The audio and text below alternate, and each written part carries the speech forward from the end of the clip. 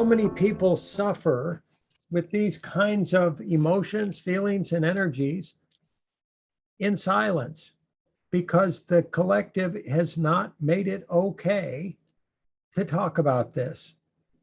And the consensus consciousness utilizes the whip, the punitive energies and intentions of these to drive us into conformity, into non-expression, into not co-creation, into non-conscious collaboration, and thus into incapacity to solve our pain, suffering, and issues and problems in life together.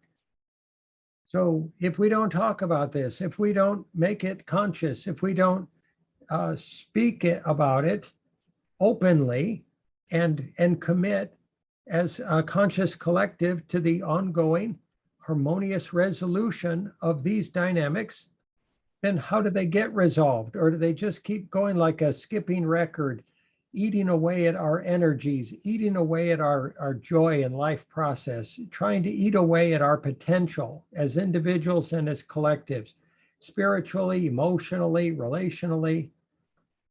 So tribal expectational dynamics are part of what tends to generate these voices.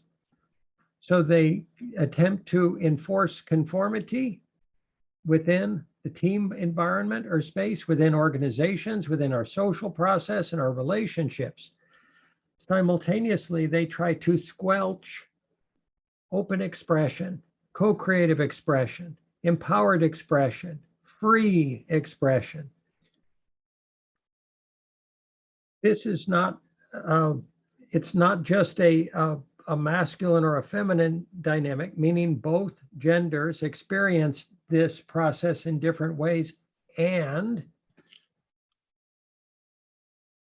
being more often more empathetic, more intuitive, more emotionally connected to yourselves. Does it make sense that women might feel more bombarded or battered or affected or diminished by these energetic or voicey dynamics than men, or at least in a different way? Now, men have their own version of it. There are tribal male conformity dynamics of be a man, don't be weak, don't cry, toughen up, gut it out, step up, where's your courage? I mean, there's lots of different voices. Or don't be weak, don't fail. There's lots of different voices in the masculine venue. And that said, these influences have detrimental, diminishing effect unnecessarily. And I say unnecessarily because right now, in this moment, we're discussing them. We're developing the technology, the collective, collaborative process for their resolution permanently, forever.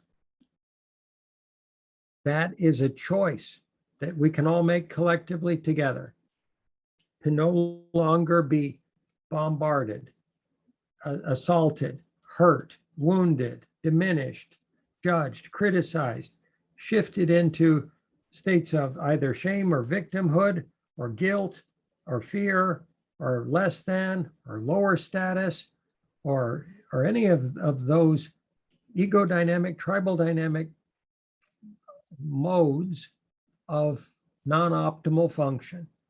This is proving for the whole world that this process does happen. It does affect people's quality of consciousness. It does diminish it. It does distract from it. It eventually, transcendence of it will require a lot of attained discipline, focus, conscious capacity, etc. That said, until we're there, all of these voices and energies can seem real, can seem substantive, can seem necessary, can seem scary, can seem powerful, And we can feel we're less than them in some way, that we don't have what it takes to either face them, dissolve them, process them out, or stand up to them. And we do. And if we don't talk about them, if we don't give people, human beings, a path and process and defined method by which they can be aware of these, work with them constructively, dissolve them, purify them out of the system. They're all obscurations, by the way, obscurations on true, pure, functional, God-aligned consciousness. They're all distractions. They're learning disabilities simultaneous to being a glacial form of learning. So they've served the purpose that they could historically for humanity. Now they are redundant. If we can communicate clearly enough to people exactly when, where, how, and why these operate, how they're dysfunctional, what they have served in the past, what they no longer serve, how profoundly incapacitating they are. Can you imagine the children of today on social media stuck in this constant fear of being not liked or having a negative statement made about them on social media, terrified of being abandoned in any given moment by anybody through a single word or phrase being expressed through social media to them, and stuck like horses with blinders, absolutely focused and fearful. And say, no, I have to remain in this conversation. I have to remain participant in this collective series of subconscious ego process, personality dynamics, fear-based voices that are being magnified by social media. And it's triggering, it is affecting their mental and emotional development, their brain development, the chemistry of their brains. This is how we get chemically conditioned and addicted, in part. And it's getting worse for children. If you were trying to focus on a school book and learn to study, and you had 50 people poking you in the elbow, in the shoulder, in the back, saying, no, don't think about it. You can't do it. You're not good enough. You'll never do it. You should stop what you're doing. Stop trying. You see, those kinds of interrupting energies generate such a dysfunction, and that need not be the case. And it has been the case because people haven't been willing or able to talk about it. There hasn't been an acceptable venue for this discussion to develop and evolve, for techniques and methods to be effected that would solve this collectively, so that we can have enough faith and love and trust in each other to proceed collaboratively and consciously into a healthy, sustainable future. That it's okay within this collaborative crucible to give voice to such feelings and say, I feel really better now that I've said that. And I can acknowledge I'm not going to do that. I'm not going to destroy you or kill you today, John. So then, I recognize that that's just an energy that's moving through. It's okay to give voice to it. You'd be amazed how many times I've heard statements like that. I have conversations, facilitative conversations with people in which parts of their systems or energies moving through them have hated what has been said or what's been discussed, or just the process of evolving consciousness.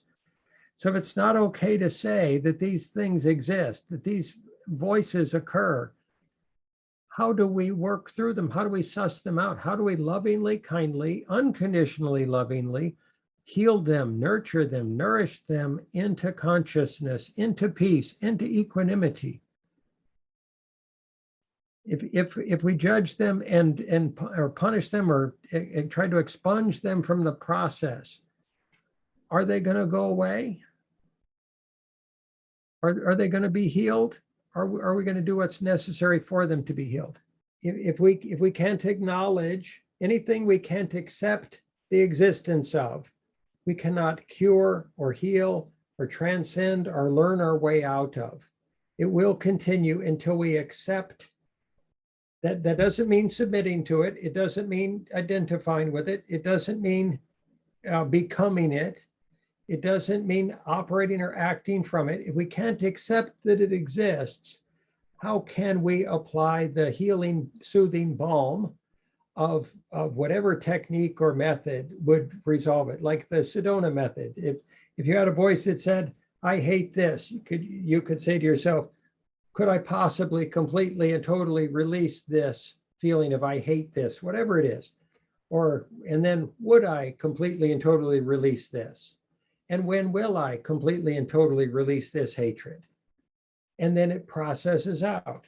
I am my feeling. I am my feeling of hatred. I am my belief of this. I am this statement of anger.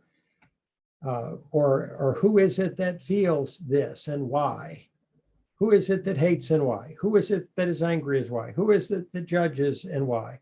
Who is it that is afraid and why? We're speaking to these energies when we go through those processes.